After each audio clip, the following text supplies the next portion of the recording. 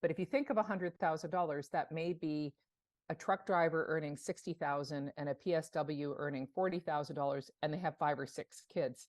And I think when you picture that, you realize that $100,000 isn't what it once was. It's a sign of Canada's worsening housing affordability crisis. Habitat for Humanity now offering help to families earning more than $100,000 a year.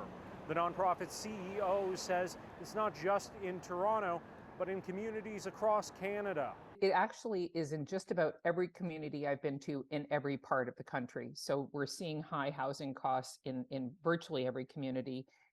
And because we have to help sell homes at fair market value, it means that the value of those homes is rising accordingly. Habitat's housing program provides interest-free, no down payment loans to families, but the new owners need to be able to pay off the loan using 30% of their income or less.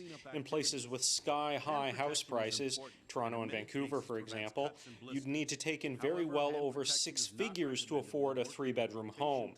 Julia Dean says every level of government has a role to play, but action needs to happen to relieve the housing crisis. Every order of government, every single actor, every individual in our country has a role to play, and it may not be a narrow technical role, it may not be enshrined in law, but each of us can do something to improve the situation. That includes every level of government. It includes financial institutions. It includes individual citizens. You know, if it wasn't a crisis in the last 3 years, it's definitely a crisis now. The housing crisis is also turning into a political crisis for the governing Liberals.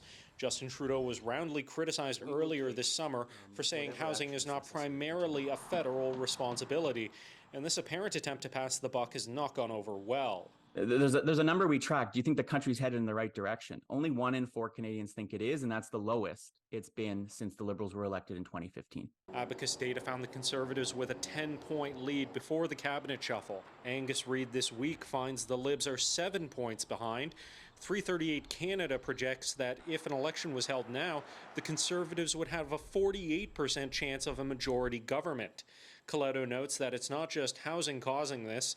The rising cost of living and collapsing healthcare system are leading to voters sick of the status quo. And all of those are creating a really frustrated, cynical population. In Ottawa, Xiaoli Li, City News.